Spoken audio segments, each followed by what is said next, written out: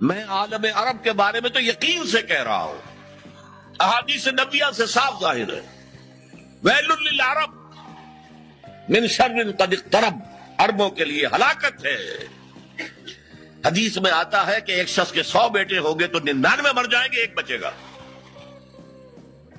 سب سے بڑے مجرم وہ ہیں، ان کی مادری زبان میں اللہ کا کلام، اور انہوں نے اللہ کے کلام کے پیچھے اپنے آپ کو نہیں لگایا، اسے اپنا امام نہیں بنایا۔ کہتے ہیں وَاجْعَلْهُ لَنَا إِمَامًا وَنُورًا وَهُدًى، اسے ہمارا امام بنا دے۔ تم بناؤ گے تو بنے گا نا امام، بنانے کو تیاری تھی، دعائیں مانگ رہے، بڑی لمبی لمبی ایک ایک گھنٹے کی دعا جو ہے حرمین کے اندر مانگی جا رہی ہے، تراویح کے بعد اور ختم قرآن کے بعد۔ یہ دعائیں تمہارے منہ پر دے ماری جاتی، ہو کون تم؟ لستم علی شیء حتی تقیموا التوراۃ والانجیل وما انزل الیکم من ربکم، اے نبی کہہ دیے اہل کتاب سے تمہاری کوئی حیثیت ہماری نگاہ میں نہیں ہے جب تک کہ تورات اور انجیل کو قائم نہیں کرتے۔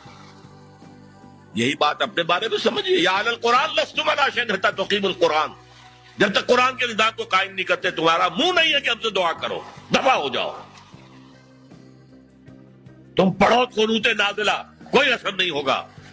ڈھاکہ فال ہو گیا، روتے رہے، چیخ چیخ کر پکارتے رہے، حرمین میں پکارتے رہے، سنا اللہ نے۔